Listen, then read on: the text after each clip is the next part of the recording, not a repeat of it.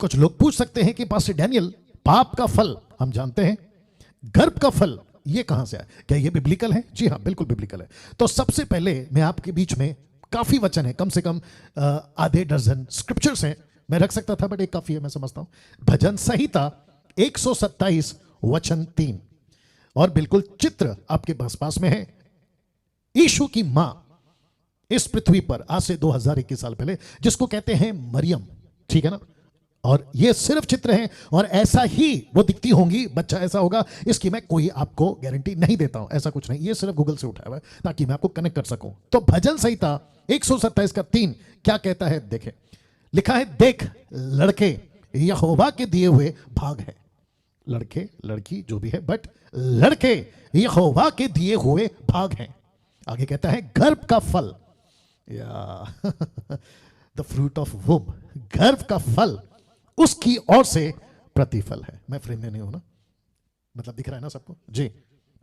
वापस आते हैं, गर्भ का फल उसकी ओर से प्रतिफल है। तो इसका मतलब है कि जो स्लाइड अभी रखे थे आपके बीच में, पाप का फल, गर्भ का फल, तो आपको दिक्कत नहीं होनी चाहिए कि पास्टर डैनियल ने ये राइमिंग वर्ड यूं ही डाल दिया, तो यूं ही नहीं डाला है। यहां से पाप का फल शुरू हुआ था और यहां से गर्भ का फल, जिसके चलते एक ऐसी युग, एक ऐसा सृष्टि शुरू हुआ जिसको कहते हैं 2 Corinthians 5:17, नई सृष्टि, न्यू क्रिएशन, इस गर्भ के फल ने लेकर आया। अगर पाप के फल ने परमेश्वर से दूर किया तो इस गर्भ के फल ने परमेश्वर के नजदीक किया। अगर पाप के फल ने मृत्यु लाया तो इस गर्भ के फल ने जीवन लाया। अगर पाप के फल ने श्राप लाया तो इस गर्भ के फल ने आशीष लाई। और ऐसे बहुत सारा बोल सकता हूं, जिसके चलते मुझको और आपको परमेश्वर यह बताना चाह रहा है कि गर्भ का फल उसकी ओर से प्रतिफल है। तो इस यीशु को, जिसको हम कहते हैं आज कुछ मिनट के बाद क्रिसमस, उसका एक ही रीजन है, क्योंकि क्रिसमस अगर सीजन है तो सीजन का यीशु जीसस रीजन है। और इस बच्चे ने आज से 2021 साल पहले इस प्लेनेट पर, पृथ्वी पर जन्म लिया था। अब इसी कड़ी में आपको आगे ले जाऊंगा और आपको कनेक्ट करूंगा कि क्रिसमस में मैं ये टॉपिक क्यों लेकर आया हूं, जिसको कहते हैं पाप का फल और गर्भ का फल। जी हां, मैं अब यहां से आगे बढ़ूंगा। क्रिसमस की आने की वजह यह घटना थी, मतलब जिसको आज हम कहते हैं ना क्रिसमस, मतलब यीशु का जन्म लिया। और जितने दर्शक अभी देख रहे हैं, यह आंकड़ा है, जितने दर्शक अभी देख रहे हैं 1100 के आसपास में, आप सभी को बता दूं कि यीशु ही क्रिसमस का सेंटर है। Wow, I love this word. Repeat करता हूं, यीशु ही, नॉट भी, ही ओनली क्रिसमस का सेंटर है। ना सेंटा क्लॉज, ना क्रिसमस ट्री और ना किसी प्रकार का कोई तारा, सिर्फ और सिर्फ यीशु। और जिसके चलते मैंने कहा था, फेसबुक पे डाला था, ना सेंटा क्लॉज की बात करेंगे, ना क्रिसमस ट्री की बात करेंगे, ना किसी और चीज की, हम सिर्फ और सिर्फ बात करेंगे यीशु की। तो क्रिसमस के आने की वजह यह घटना थी। अगर यह घटना नहीं घटती, बहुत ध्यान से सुनना विश्वासियों, कैरिस्मेटिक, पेंटिकॉस्टल, जितने भी मेन लाइन वाले, अगर यह घटना नहीं घटती तो आज ये व्यक्ति या आप या पूरी दुनिया क्रिसमस सेलिब्रेट नहीं कर रही होती। तो आप सोच रहे होंगे पास्टर डैनियल, ओहो अच्छी बात है, यह घटना कौन सी है? जी हां, रखने जा रहा हूं। यह घटना घटी थी इस वाक्य में या इस वचन में, उत्पत्ति 3:13, Genesis chapter 3 verse 13। Now request करता हूं, बहुत ध्यान से सुनिएगा, कनेक्ट रहिएगा, ठीक है ना। लिखा है, तब यहोवा परमेश्वर ने स्त्री से कहा, औरत से कहा, और आप जानते हैं मैं किसकी बात कर रहा हूं, हव्वा, ईव। तब यहोवा परमेश्वर ने स्त्री से कहा, तूने यह क्या किया? क्वेश्चन मार्क, तूने यह क्या किया? इसका मतलब परमेश्वर एक बहुत उफ के साथ, परमेश्वर एक दुख के साथ, एक वेदना के साथ एक प्रश्न पूछ रहा है, तूने यह क्या किया? इसका मतलब यह नहीं है कि परमेश्वर को नहीं पता कि बगीचे में क्या घटा है, लेकिन औरत को समझाना चाहता है कि तूने ये क्या किया। और इस औरत के वसीले से आज मुझे और आपको परमेश्वर बताना चाहता है कि इस औरत ने क्या किया जिसके चलते ये घटना घटी और क्रिसमस को लाना पड़ा। वाह, क्रिसमस को लाना पड़ा।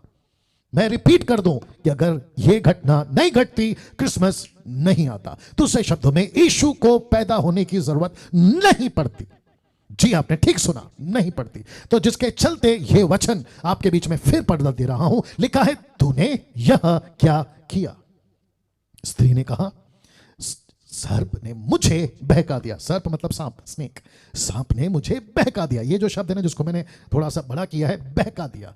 तब मैंने खाया और ये फल आ गया। तब मैंने खाया, तो पाप का फल आया और औरत ने खाया, और जिसके चलते यह घटना घटी, और फिर गर्भ का फल आया जिसको मैं आगे रखूंगा। एक परमेश्वर का दास है और उसका नाम है पौलुस।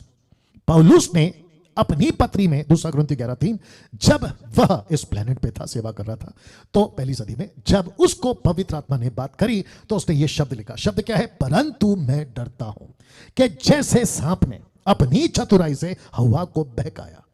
तो इसका मतलब है कि इस औरत को इस सांप ने, जिसका मतलब है शैतान, लूसीफर, इब्लीस, उसने बहकाया। किस चीज के लिए बहकाया उसको आगे रखूंगा ना। ये जो लाइन है, तूने यह क्या किया, क्योंकि यहां से शुरू हुआ क्रिसमस, यहां से शुरू हुआ वो घटना, और यहां से स्टार्ट हुआ काउंटडाउन। यीशु का इस पृथ्वी पर पैदा होने का काउंटडाउन स्टार्ट हो गया 4000 साल बाद। इस घटना से बात शुरू हो गई। तो तूने ये क्या किया, बस यहां से सब कुछ बिगड़ गया था। ये जो शब्द है, यहां से सब कुछ बिगड़ गया था, क्योंकि परमेश्वर ने जिस आदम और हव्वा को बनाया था, जिस मकसद के साथ बनाया था, वो मकसद यहां से बिगड़ गया। तब परमेश्वर को एक योजना बनानी पड़ी। उस योजना का नाम है गर्भ का फल। तो पाप का फल और गर्भ का फल, अब यहां से आपको कनेक्शन मिल रहा होगा कि तूने ये क्या किया, ऐसा क्यों किया, और जिसके चलते मुझे एक ऐसी योजना बनानी पड़ी या पड़ गई जिसको कहते हैं गर्भ का फल। जिस क्रिसमस को, बहुत ध्यान से सुनिएगा, जिस क्रिसमस को भारत के 29 राज्य आप सुनिएगा, अदर कंट्रीज के लोग आप सुनिएगा, जिस क्रिसमस को आज आप नाचते, झूमते, सेंटा क्लॉज के साथ में कैरल्स गाते, और कई जगहों पर तो नशा करते, दारू पीते, न जाने क्या क्या, जिसको तुम कहते हो कि आज क्रिसमस है, ईसाइयों का फेस्टिवल है, त्योहार है, आपको अगर इसकी असलियत पता चल जाएगी, अगले साल आपका कैरल्स नाचना कूदना बंद हो जाएगा, क्योंकि आपको नहीं पता कि गर्भ का फल ने, पाप के फल को जो उस औरत ने किया, इस गर्भ के फल ने उसकी पेनल्टी भरी है, उसका जुर्माना भरा है। नहीं तो गई भैंस पानी में दोस्तों। इसलिए रिक्वेस्ट करता हूं कि आखिर तक मेरे साथ में बने रहें। यह गर्भ का फल, इसकी 700 साल पहले, यीशु के पैदा होने से पहले एक नबी था, उस नबी का नाम था यशाया, आइजाया इंग्लिश में। यशाया 7:14 क्या कहता है? इस कारण प्रभु आप ही, यहोवा एलोहिम, खुदा यीशु आप ही कहता है कि इस कारण प्रभु आप ही तुमको एक चिन्ह देगा, साइन, एक चिन्ह देगा। वो चिन्ह क्या है और ये पता कब हुआ? भविष्यवाणी 700 साल पहले यीशु के पैदा होने से। Can you believe this? कहता है सुनो, एक कुंवारी गर्भवती होगी, पुत्र जनेगी, ब्रैकेट में यीशु, एक कुंवारी गर्भवती होगी, पुत्र जनेगी, उसका नाम इमैनुअल रखेगी। इमैनुअल का मतलब है परमेश्वर अब हमारे साथ, क्योंकि बगीचे में आदम और हवा के साथ उसने उसको निकाल दिया था, परमेश्वर हो गया अलग, आदम हवा हो गए अलग। और उस वक्त प्लेनेट पे एक ऐसा कपल जिसको कहते हैं एडम एंड ईव, बिना परमेश्वर के वो पूरी जिंदगी 930 साल without God. Can you believe this? 930 साल विदाउट गॉड, बिना परमेश्वर के 930 साल जिए। हवा कब मिली इसका रिकॉर्ड नहीं है, मतलब वो कब डेथ तक करके रिकॉर्ड नहीं है, लेकिन आदम का 930 साल। Can you believe this? Without God. लेकिन जैसे ही मसीहा पैदा हुआ, ये औरत जिसको कहते हैं गर्भ का फल, ये औरत उसको एक नाम देगी जिसका मतलब है इमैनुअल, मतलब परमेश्वर अब बगीचे में से जिसको निकाल दिया वो वापस बुला रहा है। ताली बजाकर परमेश्वर को धन्यवाद दे सकते हैं आप लोग, जिस किसी भी अवस्था में बैठे खड़े, जो भी गाड़ी में चलते, नौकरी करते। Can you believe this? उसका नाम इमैनुअल रखा जाएगा ना। उत्पत्ति 3:15 कहता है मैं तेरे और इस स्त्री के बीच में। कौन सी स्त्री? जी हां, जिस औरत को तूने फंसाया, जिस औरत को तूने बहकाया, मैं उसी औरत जात से एक ऐसा गर्भ का फल, एक ऐसा मसीहा पैदा कराऊंगा। तो जिसके चलते कहता है, देख लीजिएगा, जिसके चलते कहता है उत्पत्ति 3:15, जेनेसिस 3:15 कहता है और मैं तेरे और स्त्री के बीच में, ये सिंगुलर है तेरे, और ये स्त्री सिंगुलर है औरत, मतलब एक वचन नहीं, बहुवचन नहीं है। कहता है कि तेरे और स्त्री के बीच में और तेरे वंश और इसके वंश के बीच में। तो इसका मतलब है, अब आपको समझ में आ गया होगा कि जो घटना घटी थी उसको 4000 साल क्यों लगे। क्योंकि परमेश्वर को एक मसीहा तैयार करना था और वो मसीहा को पृथ्वी पे भेजने के लिए कौम को चाहिए था जिसका नाम है इजराइल।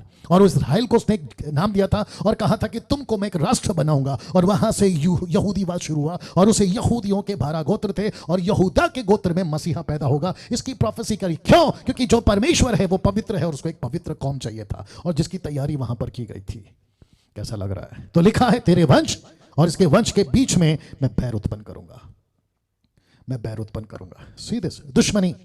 और आपको बताता चलूं कि इस प्लेनेट के ऊपर आतंकवादियों से बड़ा दुश्मन, नक्सलाइट से बड़ा दुश्मन या किसी और व्यक्ति का गली का गुंडा से दुश्मन, सबसे बड़ा दुश्मन है यही सांप। यही सांप जिसको आप शैतान, मैं इतनी देर से कह रहा हूं, उसकी दुश्मनी शुरू हो गई। और उसकी दुश्मनी किससे साहब? उसकी दुश्मनी टाटा बिरला अंबानी यहां वहां से नहीं है। उसकी दुश्मनी उस ज्योति के लोगों से, परमेश्वर के राज्य के पीछे चलने वालों से है, उस मसीहा से है जिसके चलते उसने कहा कि ये जैसे ही पैदा होगा मैं 2 साल के बच्चों को मरवा दूंगा, जैसे ही 30 साल का होगा मैं इसके पीछे शास्त्री फरीसियों को लगा दूंगा, जैसे 33.5 साल का होगा मैं उसको झूठे इल्जाम पे क्रूस पे मरवा दूंगा। लेकिन उस अनपढ़ को, उस मूर्ख को यह नहीं पता था कि तू अपने ही पैर पे कुल्हाड़ी मारा, क्योंकि जिस दिन ये क्रूस पे मरेगा उस दिन तेरा खेल खत्म। कैसा आप लोगों ने ताली बजाई होगी। बैर उत्पन्न करूंगा। और फिर कहता है वह तेरे सिर को कुचल डालेगा। अपोक्लिप्टिक है, आत्मिक बातें हैं, समझने की कोशिश करेगा। वो तेरे सिर को कुचल डालेगा और तू उसकी एड़ी को डसेगा। इसका मतलब क्या पता है? तेरा सर कुचल दिया जाएगा, फिर भी तू अपना पंख फड़फड़ाता रहेगा। दूसरे शब्दों में परमेश्वर यहां पर कह रहा है कि एक मसीहा पैदा होगा जो तेरे सर को कुचलेगा और वो होगा गर्भ का फल। पाप का फल तूने लाया, मैं गर्भ का फल लाऊंगा। पाप के फल से तूने पृथ्वी के ऊपर राज करा, मृत्यु को लाकर, पाप को लाकर, लेकिन गर्भ का फल आएगा धार्मिकता को और जीवन को, राज्य को लाकर। Can you believe this? Now pastor Daniel, आपने अभी कहा कि तेरे और स्त्री के बीच में मैं बैर उत्पन्न करूंगा, तेरे वंश और उसके वंश के बीच में मैं बैर उत्पन्न करूंगा। इसका मतलब है, बहुत ध्यान से सुनिएगा, इसका मतलब है, ओके, इसका मतलब है कि इस औरत के पेट से एक व्यक्ति को जन्म लेना होगा जो इसके सिर को कुचलेगा। अगर कोई मेरा मुस्लिम भाई अगर देख रहा है तो आपको यह कॉन्सेप्ट समझना होगा कि उस वक्त, यानी आज से 4000 साल, माफ करें 6000 साल पहले, मसीहा के पहले 4000 साल पहले, टोटल 6021 साल पहले बोल सकते हैं हम, उस वक्त में यह प्रोफेसी हुई थी परमेश्वर के द्वारा कि एक आएगा। तो इसका मतलब क्या पता है? परमेश्वर ने आदम और हव्वा को जब बनाया और जैसे ही उसने औरत को बनाया और उस दिन मसीहा को पता चल गया कि ये वही पेट है जिसके अंदर मुझे 9 महीना रहना है और मुझे इसी पेट का, यानी इसी औरत का या इस मरियम के पेट का गर्भ का फल बनना होगा जिसने पाप के फल को लाया और मुझे उसका वो जो कनेक्शन है और वो जो रुकावट है परमेश्वर की, उसके सिस्टम को तोड़ना होगा। तो जिस दिन परमेश्वर इसके गर्भ को बना रहा था तो वो सोच रहा होगा कि एक दिन मैं भी इसके अंदर जाऊंगा। Can you believe this? और दूसरे शब्दों में ही मैं आपको बता दूं कि यीशु का जन्म बायोलॉजिकली नहीं हुआ है, मतलब पुरुष और स्त्री के संबंध से नहीं हुआ है। ये एक चमत्कार है, एक चमत्कार है।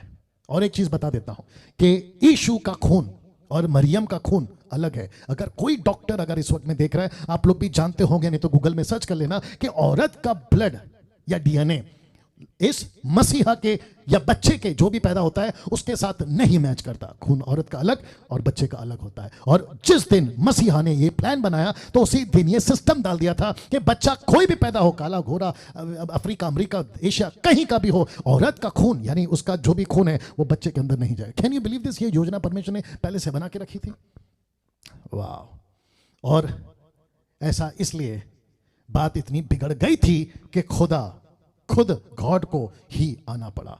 और ये जो किंग जेम्स वर्जन है, 1 तिमोथी चैप्टर 3 वर्स 16 कहता है, and without controversy great is the mystery of godliness, God was manifest in the flash. कुछ लोग कहते हैं कि यीशु गॉड कैसे 3 किलो में जो लटक गया, मर गया, वो खुदा कैसे? अब आपको कौन समझाए? बहुत बुद्धि लगाना होगा कि इस मसीहा ने यह चुनाव किया था क्योंकि सिस्टम बिगड़ चुका था। तो इस औरत के चलते, ये वचन वापस से पढ़वा देता हूं तब आपको कनेक्ट हो जाएगा। उत्पत्ति 3:15, तेरे और स्त्री के बीच, तेरे वंश और इस वंश के बीच बैर उत्पन्न करूंगा, वो तेरे सिर को कुचल डालेगा और तू उसकी एड़ी को डसेगा। यानी कि सांप की बात हो रही है, शैतान की बात हो रही है, मसीहा पैदा होगा ऐसा। तो अगर किसी ने ये प्रश्न उठाया कि बिना पुरुष और स्त्री के संबंध के मसीहा कैसे पैदा हो सकता है। तो यही चीज आपको बता रहा हूं, क्योंकि मसीहा ने योजना बनाई थी कि मैं एक कुंवारी के द्वारा, अभी पढ़ाए थे ना, एक कुंवारी के द्वारा पैदा होऊंगा और उसका नाम यीशु रखा जाएगा ना। ऐसा क्यों करना पड़ा? क्योंकि बात इतनी बिगड़ गई थी कि खुदा को खुद, यानी गॉड को खुद आना पड़ा, जो कि ये स्क्रिप्चर कहता है। क्योंकि हिंदी में ये शब्द नहीं है, God was manifest in flash, ये नहीं मिलेगा हिंदी में, मुझे नहीं पता क्यों। पास्टर डैनियल, ऐसा क्यों? यीशु को इस औरत के द्वारा जन्म लेने की जरूरत क्यों पड़ गई? क्योंकि एक कनेक्शन आपको देता हूं, तब तक आप इसको देखिएगा। एक कनेक्शन आपको देता हूं, ठीक है ना। मैं चाहता हूं कि सबसे पहले आप ये चित्र देख लो। ये अधन की वाटिका है और ये आपका क्रूसिफाइड जीसस है, क्रूसित यीशु, मतलब क्रूस पे चढ़ा हुआ यीशु। मैं फोटो इसलिए रखता हूं ताकि आपको कनेक्ट कर सकूं।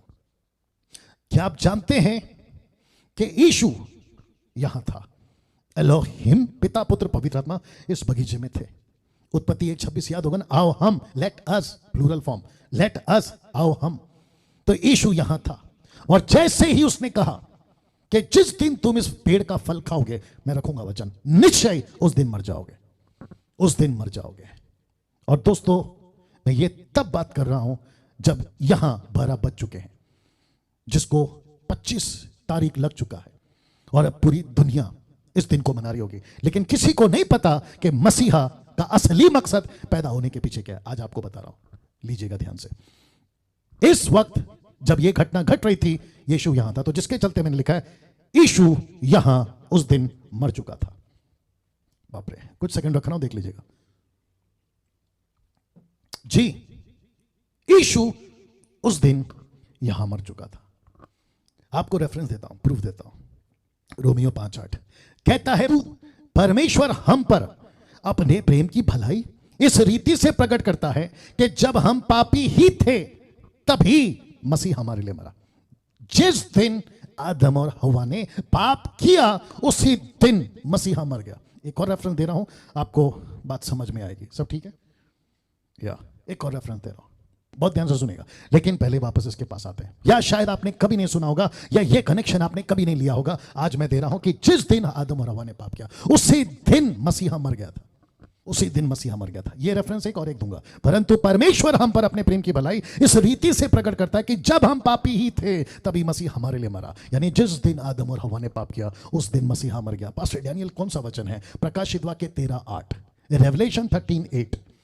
ये चित्र मैंने इसलिए रखा है, ये पूरा ग्लोब है, यूनिवर्स है आपका। आज की तारीख में 790 करोड़ का पॉपुलेशन, भारत का 135 करोड़ का पॉपुलेशन। और उस वक्त में जब यीशु मसीह मर रहे थे, मुझे नहीं पता 1 लाख 2 लाख 1 करोड़ 2 करोड़, लेकिन वचन क्या कहता है देखिए, लिखा है कि जो जगत की उत्पत्ति के समय से, इसका मतलब है कि जब अधन का वाटिका बन रहा था, यह मसीहा वहां था। और जैसे ही परमेश्वर ने कहा कि जिस दिन तू उसका फल खाएगा निश्चय मर जाएगा, तो इसका मतलब है कि परमेश्वर को पता था, क्योंकि परमेश्वर भविष्य जानता है। उसने कहा कि यह पक्का फल खाएगा और मुझे, जो ये शब्द मैंने कहा, निश्चय तू मरेगा, मैं रखूंगा वचन को, उसी दिन यह मसीहा मर गया। तो लिखा है जगत की उत्पत्ति के समय से घात हुआ, उस समय से घात हुआ।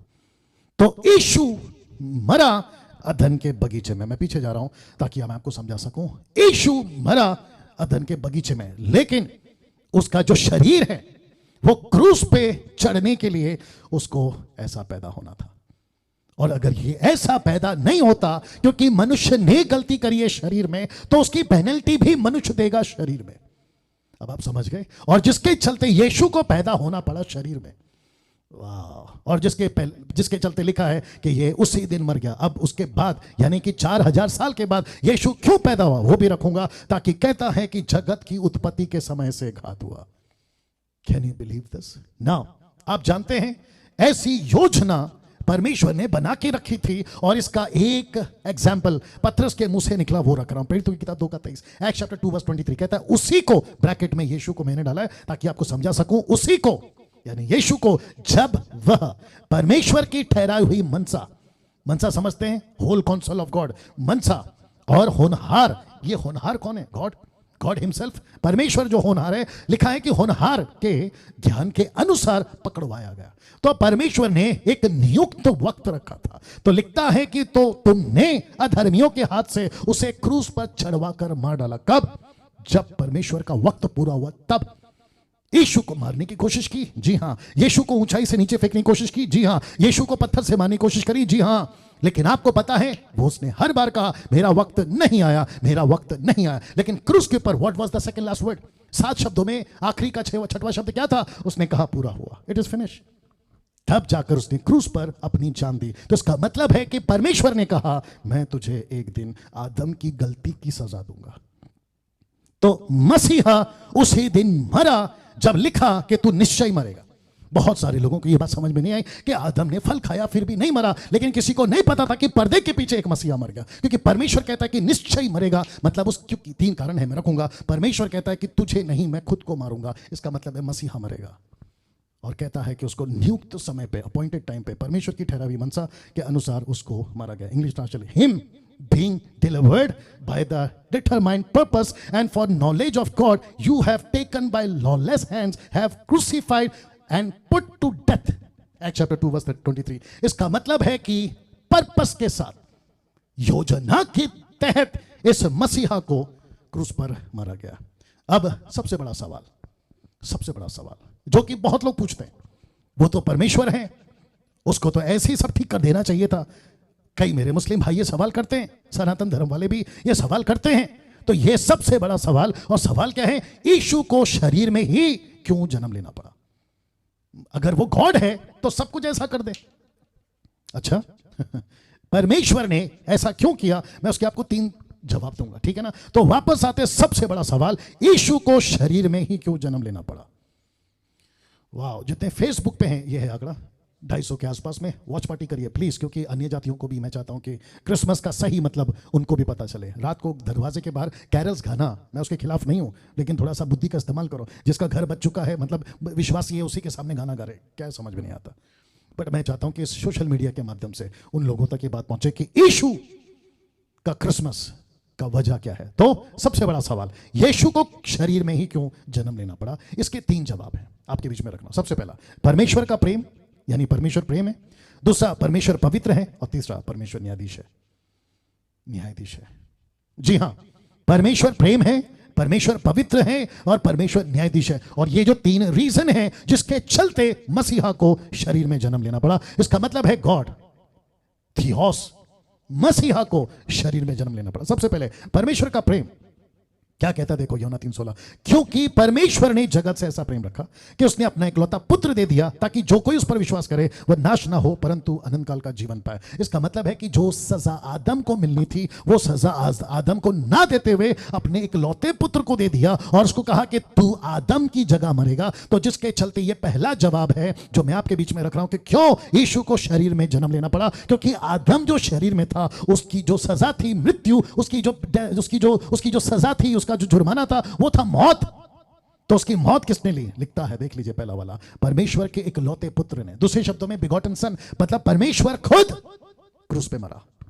दूसरा कारण, परमेश्वर की पवित्रता। यशायाह उसका 6:3 कहता है, और वे एक दूसरे से, स्वर्गदूत वे एक दूसरे से पुकार पुकार कर कहते रहे, या कह रहे थे, सेनाओं का यहोवा पवित्र पवित्र पवित्र है, सारी पृथ्वी उसके तेज से भरपूर है। जानते हो इसका मतलब क्या है? अदन के बगीचे में जब पाप हो गया तो परमेश्वर कहता है मैं कॉम्प्रोमाइज नहीं कर सकता, बेटे को तो मरना ही होगा। क्योंकि देखिए, पहला क्या है? प्यार करता हूं। दूसरा क्या है? पवित्रता है। इसका मतलब है अगर मैं प्यार करता हूं तो तुझे नहीं मार सकता, लेकिन मुसीबत यहां है कि मैं पवित्र हूं, तुझे रख नहीं सकता। तो इसकी कीमत तो किसी ना किसी को चुकानी होगी। तो प्यार इतना किया कि आदम को नहीं मारा, लेकिन खुद मर गया। वाह, सी दैट, कैसा लग रहा है? तीसरा, परमेश्वर का न्याय। भजन संहिता 37 का 28, क्योंकि यहोवा न्याय से प्रीति रखता है, जस्टिस। फिर कहता है रोमियो 6:23, क्योंकि पाप की मजदूरी तो मृत्यु है। तो यीशु को शरीर में जन्म लेना पड़ा क्योंकि परमेश्वर प्रेम है, आदम को नहीं मार सकता, इसको मारूंगा। दूसरा, पवित्र है, आदम को रख नहीं सकता हूं, उसका पाप को बर्दाश्त नहीं कर सकता, तो पेनल्टी चुकानी होगी, आदम नहीं चुका सकता। क्यों? मैं उसे प्यार करता हूं, तो इसको मारो। किसको? मसीहा को। क्यों?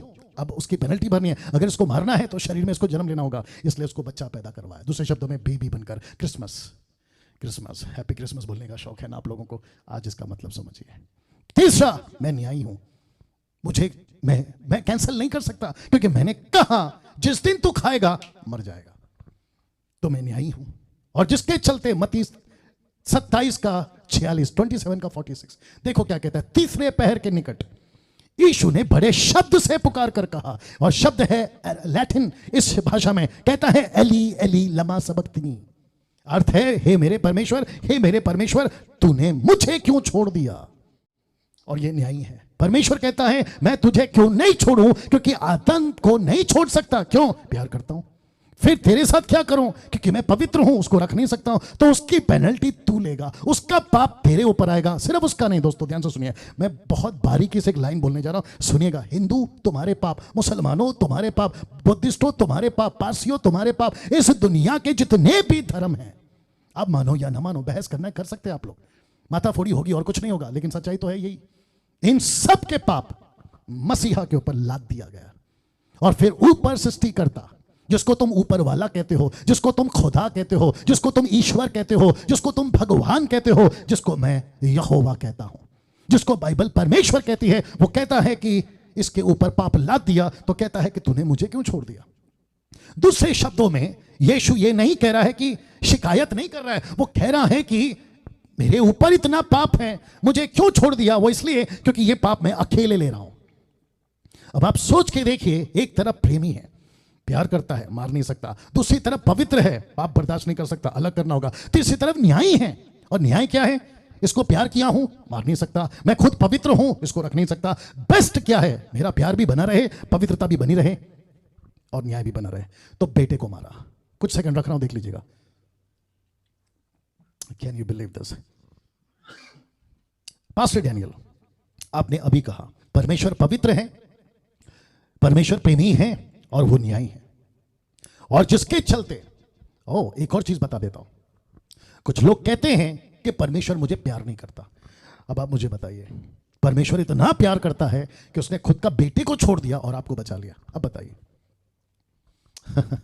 कुछ लोग कहते हैं मुझे कोई नहीं प्यार करता, तो फिर ये क्या है।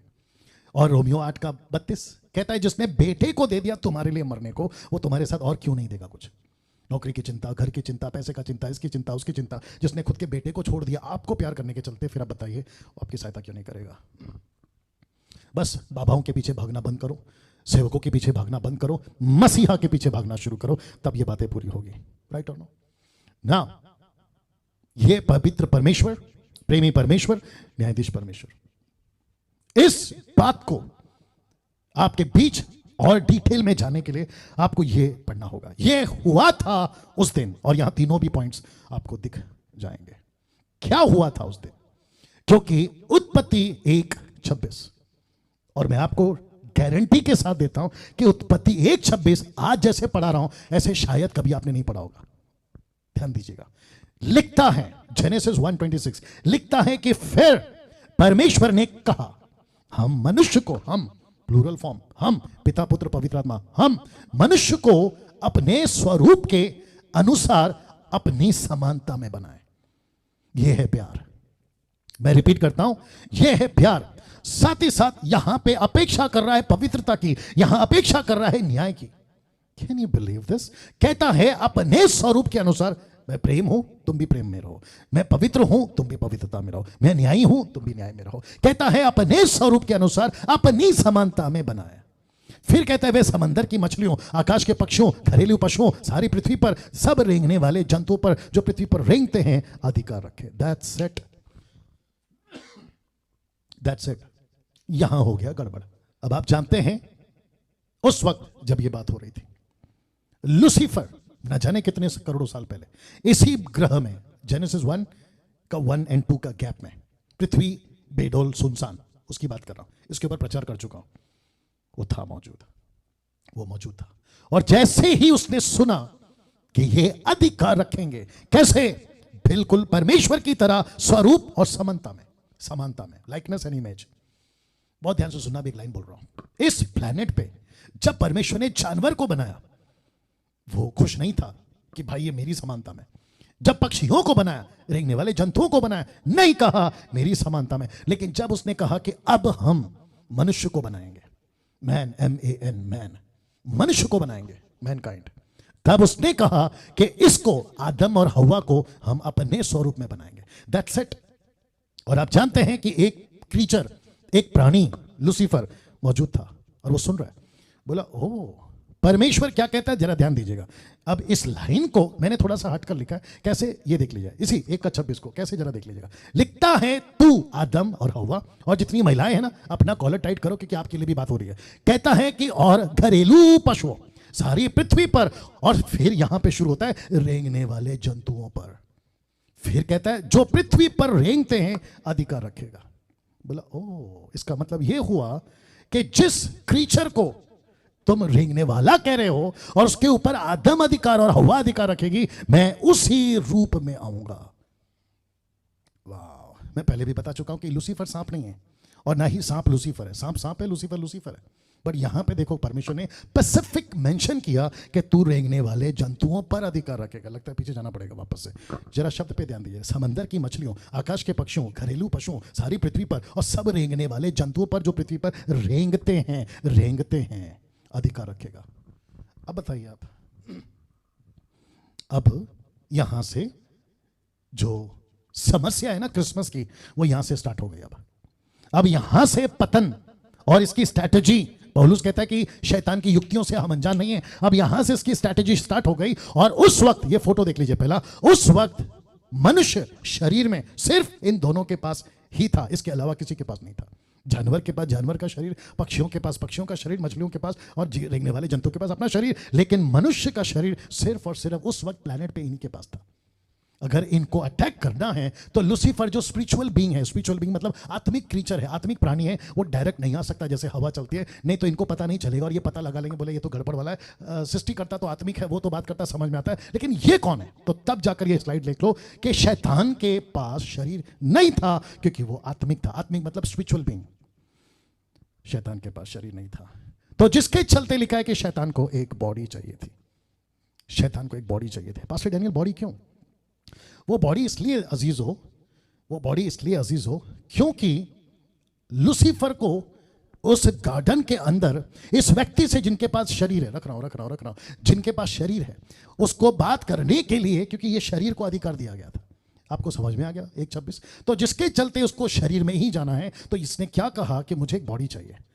तब सांप ने अपनी बॉडी दे दी। और वचन क्या कहता है जरा देखिएगा, शैतान को सांप के शरीर का सहारा लेना ही था परमेश्वर के बनाए हुए शरीर को नाश करने के लिए, क्योंकि बॉडी में ही आकर वो उनको डिस्ट्रॉय कर सकता था। तो जिसके चलते 2 कुरिन्थी 11:14 कहता है, और ये कुछ अचंभे की बात नहीं, क्योंकि शैतान आप भी ज्योतिर्मय स्वर्गदूतों का रूप धारण कर सकता है। अगर वो स्वर्गदूतों का रूप धारण कर सकता है तो फिर ये सांप में क्यों नहीं आ सकता? वाह, मैं फिर कहता हूं कि आदम और हवा इनके पास बॉडी थी, लेकिन लूसीफर के पास में बॉडी नहीं थी। अब उसको एक